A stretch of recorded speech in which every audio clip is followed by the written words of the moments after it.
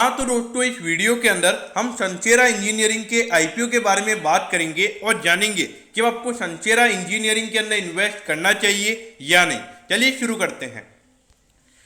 तो देखिए सबसे पहले अगर हम बात करें तो ये जो कंपनी है ये 1981 में इनकॉर्पोरेट हुई थी, यानी कि 1981 में ये कंपनी चालू हुई थी। तो अगर हम देखें तो अराउंड 40 इयर्स इस कंपनी को हो चुके हैं। अब देखिए कंपनी क्या काम करती है। तो देखिए कंपनी ऑटोमोटिव और नॉन ऑटोमोटिव सेक्टर्स के अंदर जो इंजीनियर कंपोनेंट्स होते हैं वो कंपनी बनाने का काम करती है।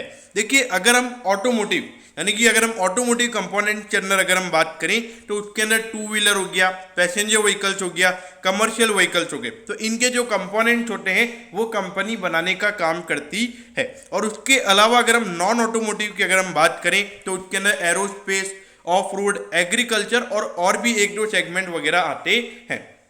लेकिन देखिए मैं आपको बता दूं कि मेन जो कंपनी का जो काम है वो ऑटोमोटिव सेक्टर के अंदर ही है, यानी कि जो ऑटोमोबाइल इंडस्ट्री के जो प्रोडक्ट्स होते हैं वही कंपनी बनाने का काम करती है। नॉन ऑटोमोटिव से कंपनी का ज्यादा रेवेन्यू डिराइव नहीं होता है।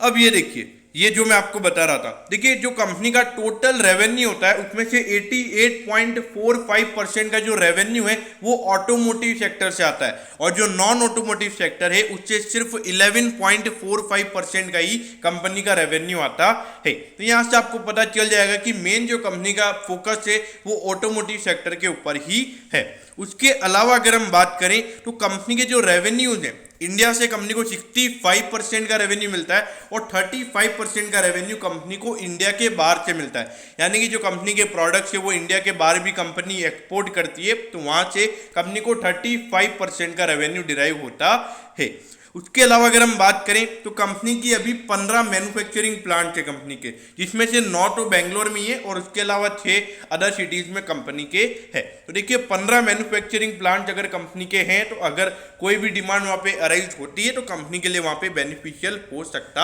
है।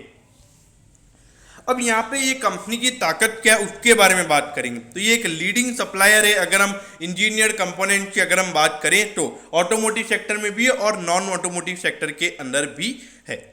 अगर हम बात करें जैसे कि मैंने आपको बताया कि ये बहुत सारे अलग अलग सेगमेंट्स में कंपनी काम करती है, जैसे ऑटोमोटिव सेक्टर में टू व्हीलर व्हीकल्स हो गया, पैसेंजर व्हीकल्स हो गया, फिर उसके अलावा अगर हम नॉन ऑटोमोटिव सेक्टर की अगर हम बात करें तो एग्रीकल्चर हो गया, फिर उसके अलावा एरोस्पेस हो गया। तो यहाँ पे बहुत ज़्यादा पोर्टफोलियो कंपनी के पास अवेलेबल है। अगर हम इंजीनियरिंग कैपेबिलिटीज की बात करें तो देखिए 40 ईयर्स से ये कंपनी इस मार्केट में, तो अगर देखिए 40 ईयर्स इस कंपनी इस मार्केट में है और लगातार प्रॉफिटेबल है, तो मेरे ख्याल से इनकी जो कैपेबिलिटीज होगी वो अच्छी होगी और अच्छे खासे इनको लगातार ऑर्डर्स मिल रहे होंगे।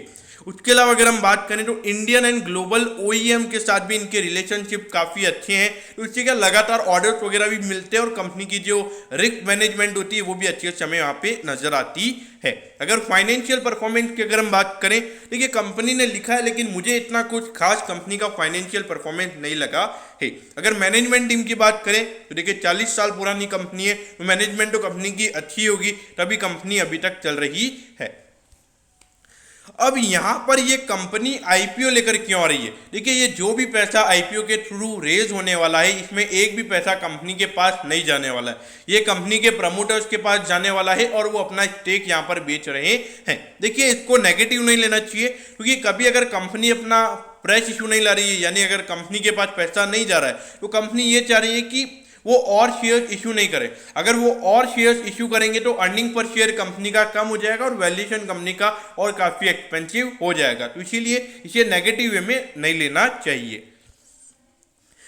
अब ये देखिए अगर हम कंपनी के रेवेन्यूज की अगर हम बात करें तो ये देखिए यहाँ पर ही कंपनी का रेवेन्यू अराउंड 10% गिरा था, ऑल्दो पिछले साल ये रेवेन्यू बढ़ा है। अगर हम पिछले 3 साल से अगर हम कंपनी के रेवेन्यूज को देखें तो ज़्यादा ग्रोथ हमें देखने को नहीं मिली है और जो प्रॉफिटेबिलिटी वाला नंबर है वो ऑल्दो इस साल हमें बढ़ता हुआ नजर आया है और इस साल जो मार्जिन परसेंटेज है कंपनी के वो भी हमें इंप्रूव होते हुए नजर आए हैं। देखिए लगभग 1500 करोड़ का कंपनी का रेवेन्यू है और अभी लगभग 500 करोड़ का कंपनी का ऑन डेट कंपनी के ऊपर लोन है। तो देखा जाए तो रेवेन्यू के इश्यूज यहाँ पे कोई नजर नहीं आते, क्योंकि 111 करोड़ का कंपनी पूरे साल में प्रॉफिट भी कमा रही है और उसका 5 टाइम्स कंपनी का टोटल डेट अभी बाकी है। तो मेरे ख्याल से इसमें कोई इश्यूज मुझे नजर नहीं आते हैं। अब यहाँ पर अगर हम आईपीओ की अगर हम बात करें तो ये आईपीओ 14 तारीख को ओपन हो जाएगा और 16 तारीख को ये आईपीओ क्लोज हो जाएगा। और अगर हम बात करें आईपीओ प्राइस की तो 744 का यहाँ पे कट ऑफ प्राइस है और एक लॉट में यहाँ पे 20 शेयर्स है। तो अगर हम देखें रिटेल इन्वेस्टर के हिसाब से तो 14,880 रुपीज एक लॉट के लिए चाहिए है आपको।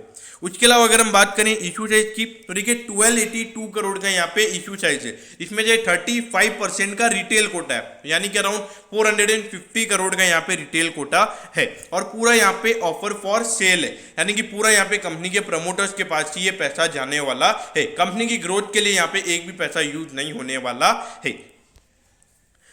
अब देखिए ये 8 तारीख के बारे में तो ये प्राइस बैंड अनाउंसमेंट इन्होंने 8 तारीख को किया था। इसके अलावा अगर हम बात करें जो एंकर इन्वेस्टर का अलॉटमेंट डेट है वो है 13 सितंबर को, मतलब उनको कितने शेयर्स अलॉट हो रहे हैं उसके हिसाब से। तो देखिए उसके बाद 21 सितंबर को आपको पता चल जाएगा कि आपको अलॉटमेंट मिला है या नहीं। अगर रिफंड की बात करें, अगर अलॉटमेंट नहीं मिलता तो 22 को आपको रिफंड मिल जाएगा और 23 को अगर आपको अलॉटमेंट मिलता है तो आपके डीमैट अकाउंट में शेयर ट्रांसफर हो जाएंगे और 24 सितंबर को ये आईपीओ लिस्ट हो जाएगा।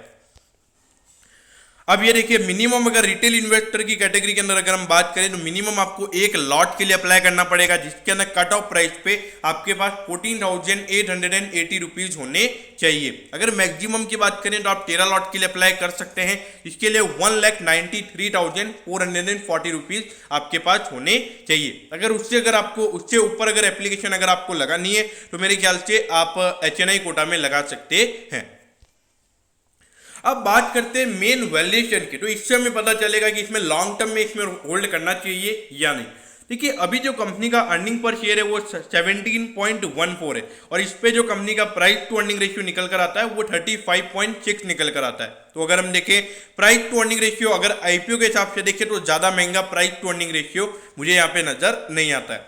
और अगर हम बात करें रिटर्न ऑन नेटवर्थ की, ये भी कंपनी का 32% है। तो देखिए 20% से ऊपर अगर होता है तो मेरे ख्याल से इसमें कोई इश्यूज नहीं है। और देखिए ये नंबर इतना ही रहेगा क्योंकि कंपनी यहाँ पे कोई फ्रेश इशू नहीं ला रही है, मतलब नए शेयर्स इशू नहीं कर रही है, तो वहाँ पे कंपनी का इक्विटी नहीं बढ़ेगा, तो ये नंबर उतना ही रहने वाला है।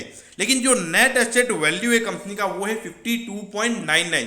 तो इससे अराउंड जो आईपीओ का जो प्राइस है 744 का, वहाँ पे अराउंड 14 टाइम्स का कंपनी का प्राइस टू बुक रेशियो निकल कर आता है, तो वो थोड़ा एक्सपेंसिव है। लेकिन देखिए कंपनी की मुझे लगता है कि आने वाले 1-2 साल में जो ऑटोमोटिव सेक्टर में जो डिमांड हमें देखने को मिल रही है तो वहाँ पे कंपनी एक अच्छा खासा एडवांटेज कंपनी को हो सकता है और अच्छी खासी अर्निंग्स में ग्रोथ हमें देखने को मिल सकती है, ऐसा मेरा मानना है। और जो कंपनी के ऊपर जो 500 करोड़ का डेट है उसकी वजह से ये जो कंपनी का नेट एसेट वैल्यू है वो इतना कम है। तो अगर कंपनी डेट चुका देगी तो मेरे ख्याल से जब कंपनी का जो नेट एसेट वैल्यू है वो भी अराउंड 70 रुपीज के लगभग हो जाएगा। तो वैल्यूएशन पॉइंट ऑफ व्यू से यहाँ पे कुछ ज्यादा कॉस्टली वैल्यूएशन मुझे नजर नहीं आता है। तो अगर जो लोग आईपीओ में long term point of view से इसमें पैसा डालना चाहते हैं मेरे ख्याल से डाल सकते हैं, लेकिन कंपनी को क्लोज वॉच कीजिएगा क्योंकि इसके अंदर मेन इशू ये है कि जो प्रमोटर्स का पोस्ट इशू यानी कि आईपीओ के बाद में जो होल्डिंग होने वाला है वो अराउंड 36% होगा। तो अगर प्रमोटर्स का होल्डिंग अगर इतना कम है तो थोड़ा इश्यूज आने वाले टाइम पे हो सकते हैं,